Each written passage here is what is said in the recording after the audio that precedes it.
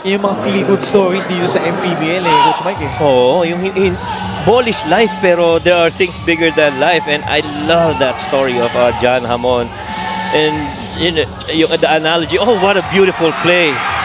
The analogy of coming back immediately to a game after your graduation. Yan yung quarter scoring natin. 16-8 Cebu first quarter. Ilagan outscoring the Greats by 13, 27-14 in the second. Tapos nip and tuck affair na tayo nung third. Oo, kanya-kanyang sagutan na pagdating sa scoring. But the good thing here is if you're Ilagan, you're preventing a number of shot attempts para dito sa Cebu because of your defense. Right now in terms of attempts, they are plus 15. And so you gotta credit that to the defense of the Ilagan Cowboys. Now the very few times that Cebu has gotten a shot, hindi ganun pumapasok agad, pahirapan din sila makascore eh. Grabe yung sipag ng J-Boy Solis. Alam niya magmimintes, sinabol niya. And grab his 7th rebound. Actually, 8 rebounds now for J-Boy. Naunahan pa niya mga kakampi niya no? Uy! Gumaru thought Solis was still there. Well, one, that wasn't enough space in that situation. Which is why they turned that ball over. A little bit of indecisiveness. Nothing was clear. Everything was on the gray area. Kaya hindi alam kung which is white, which is black. Kaya nag-turnover. LGR is the official outfitter of the Mpbl. First time mag-downsize itong Cebu. Jan Hamon, Ryle Meca, June Manzo together with Alvin Baitiong and Ken Hombis. Ball stolen away by Dennis Santos. Pushing it. Santos, sidestep. The layup is good. That's how you play it. You gotta go and finish it. You're a big man running down the middle of the floor. You're getting untouched. You got to the half of the lane. Nobody's still stopping you. You gotta go to your footwork to decelerate and finish strong. Check out our fast break of the game brought to you by Extreme X Play on the go speaker. Take your music anywhere. And you love that he really pushed that rock down the gut of the defense. Jan Hamon was not there to stop him. Ryle Meca tried to, but he came in late. Just a really good finish for the big man in Dennis Santos. Manzo, siya na magbababa dito. Lapas kay Don Gumaru. Nasa loob na si Mark Meneses for the Greats. Manzo on the right side, still with the basketball. 9 to work with. Manzo drives baseline. Hamon drives. Floats it up. Wala. Baitiong couldn't track down the miss. Kumalip against Mark Meneses. Daming offensive weapons ng Ilagan. That's why Coach Louie is pretty much excited with their prospects. They want to go deep in the playoffs in the North. Mark Dyke finally scores his first field goal of the game. And this is what Coach Alex Calweng was mentioning earlier about ang dami nag-improve. And you see it on the floor. Nice pass! Meneses though, too strong, grabs his own miss. Manzo with a much-needed free to pull to within 6. They're still in this. This is still a very close game. You got almost 7 minutes remaining here in the fourth, and you're down only double digits. Solis. Or down only 6 rather, sorry. Manzo with a steal. Numbers here. Manzo, no foul. Santos. The pass, Don Gumaru, the floater will drop. That right there, I feel Dennis Santos was just being careful. He understood that there was a, defender coming right behind him. Didn't want to get into a little bit of physicality and had to give it up to Gumaru. Hamon, well-challenged shot. Kumalip was in his grill. Gumaru drives left. Another teardrop for the former Arellano chief, Don Gumaru. Well, once a scorer, you never stop scoring, no matter how many misses you get. Similar to how Gab Gomez has played earlier, and Don Gumaru, at some point, has got to take those shots. It was Manzo losing the basketball and great patience. Santos not forcing it up, giving it to Don Gumaru. And here on the ensuing play, Gumaru with a floater, back-to-back baskets para kay Don Gumaru as Ilagan re-establishing a double-digit lead. Timeout Cebu.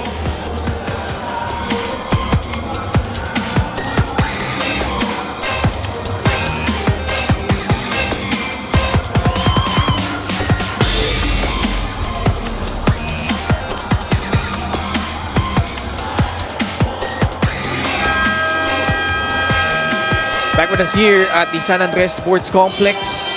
Gixxer, fan of the game, born for greatness. All smiles dahil nga lamang ang Isabela. Ilagan Isabela Cowboys by 10 points, 58-48, but still a lot of time left in this game. J-Boy Solis though has been a revelation tonight laban sa Cebu. Yeah, these numbers are not surprising at all for J-Boy Solis. These are regular J-Boy Solis numbers. Points, rebounds, close to a double-double, those assists, just a couple of steals. Showing us why he was an important acquisition during the trade and free agency window. Coming from Parañaque, now with Ilagan Isabela.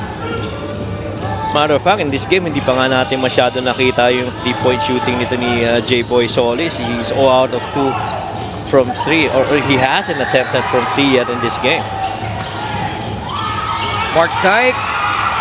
Ooh. Get it back. Santos fires. No. Mark Dyke with a rebound. Foul given up by Mactalio. Oh, that might have been an interference right there. Oh. The ball was still pretty much on the rim. Somebody held on to the net. And he got rocked. Baseline out of bounds here for Ilagan. Yeah, I love this play. Umaru. I love this play. Drifting right. Santos! I love this play. Drills in that free. That's the really good thing about that play. You get your shooters off a back pick going to the corners. Martel.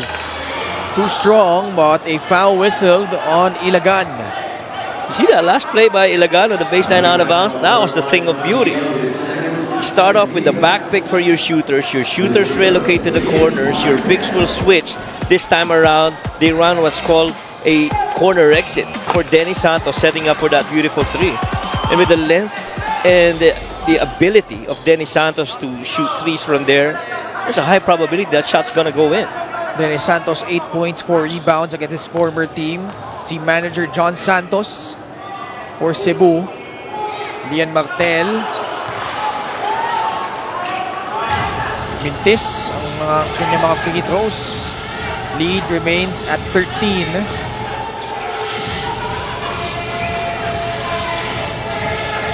Dondon Gumaro. The pass broken up by Mark Meneses. Naagaw ni Josh Giab. Giab lays it up and in. Biggest lead right now for Ilagan at 15.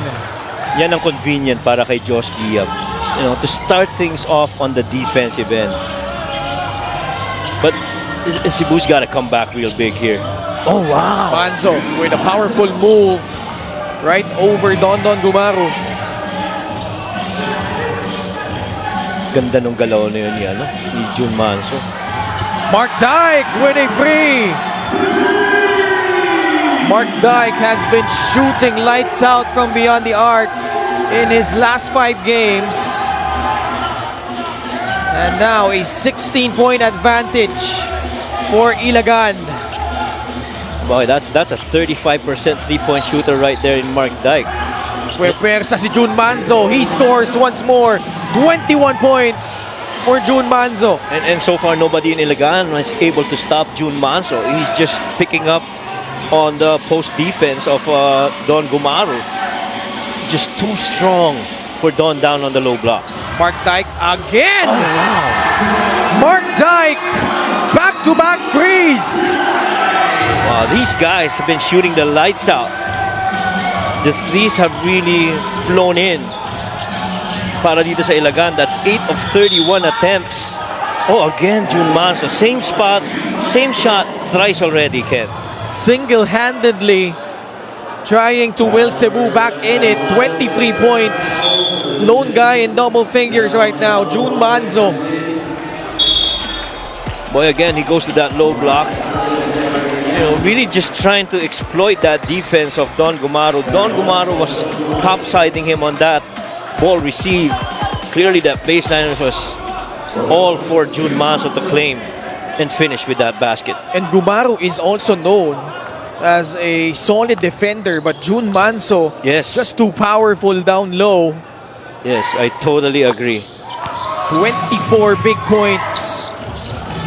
Kumbaga, hindi rin ganun kadali umiscore kagalaban Oo. kay Don Gumaro kasi he moves his feet a lot, but it's just that the power underneath really used by Jun Manso. Miranda, muntik ng maagaw. Josh Giab with an elbow jumper. And these guys started out scoring only 8 points. DJ Diaz, the Ilagan team manager. And also, nandyan rin si Sir Joey Fournier, the team governor of Ilagan. Manzo this time dumps it down low. This is the problem for Cebu. Nothing apart from Jun Manzo really contributing. Meanwhile, it's been a collective effort para dito sa Ilagan Isabela Cowboys. Boy, total collective effort by the Ilagan Cowboys.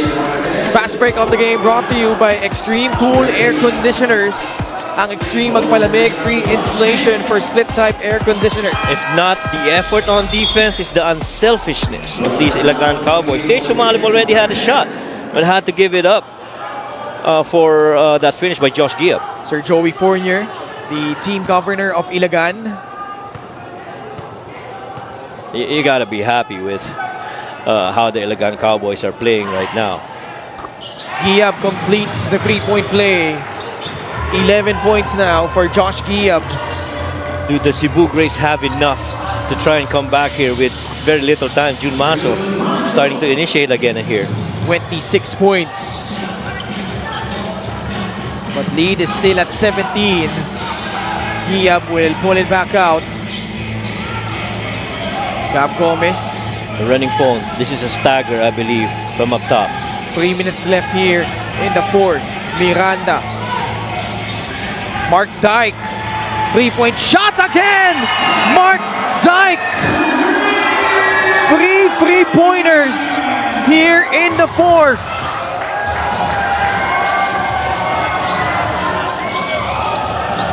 John Hamon spins, gets the basket, and a foul will be whistled against Gab Gomez. Wow, Mark Dyke.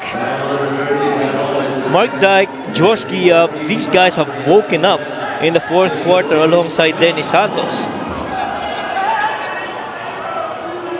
We should really show the numbers of Mark Dyke, especially in the last 5 games. He has been on a tear, especially from beyond the arc.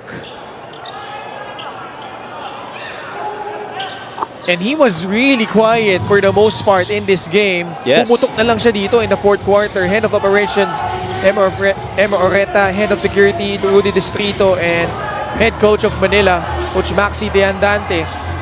Yeah, pretty much, Ken. That's how Josh Giab really performed. And what you like is, he stayed composed all throughout. Oh no, another three. Mark Dyke, confident looking stroke. That time a miss. That looked good. Cebu running out of time here. Down by 17. Hamon, the shimmy, fadeaway jumper, and cashes in. Cebu Greats have actually almost been exclusive to paint action. Everything down on the low block, nothing from the outside, contrary to how Ilagan has done it. They've been shooting from the outside very well, forcing a lot of closeouts, and every time the Greats miss, they're off to the races on fast breaks. Ubalde bounce pass, Meneses. Ball got poked loose and it was off him. Turnover laban sa Cebu. They could check it. We are under the last 2 minutes. Cebu still had a good run sometime in the 7 or 6 minute mark of the fourth quarter, but Dennis Santos, Josh Giab, and Mark Dyke happened, so this lead ballooned. Coach Ronje Enrile not happy, as well as Coach Junti. He thought Meneses got fouled. But boy, this fourth quarter run by Ilagan Isabela. Wala lang sa kanya eh. There wasn't any touch on Mark that time. Ilagan Isabela. Their next date will be against the San Juan Knights. And boy, here, at least in the first 3 quarters, they got tested. But exploding here in the 4th quarter, Josh Giab, Mark Dyke. This is a character game for both these teams. And right now with this win, as Don Gomaro knocks down another 3, that's the 10th 3-pointer made by Ilagan. And you know, just alluding to Andrea's report earlier about Ilagan, as Mark Meneses scores, na binanggit nga nila no, na mas masaya yung samahan, mas nakakapag-open up sila. I remember Coach Louie, after their practice, ito yung litanya na you know, pinakamahirap kalaban yung hindi sumusuko. Whatever happens, Right. hindi sarili, kundi sistema. Tutulungan tayo niyan habang naglalaro. And that's exactly what happened here. Nasubukan sila dito ng Cebu. Cebu was simply phenomenal because of this guy, Jun Banzo, with a total now of 28 points. And Ilagan Cowboys has shown us that it is tough to compete against a team that refuses to give up. These guys were, what, 8 points in the first quarter. And for you to come up with this 14-point lead with 15 seconds remaining, just tells you a huge turnaround somewhere in the game. And the guys have responded well. This was a big 4th quarter run for them. And you rarely saw anyone from this roster trying to go one-on-one, Agree. take it upon themselves. Agree. They stuck to the system. Pretty much. And credit the coaching staff of Coach Louie Gonzalez, because this Ilagan Isabela Cowboy squad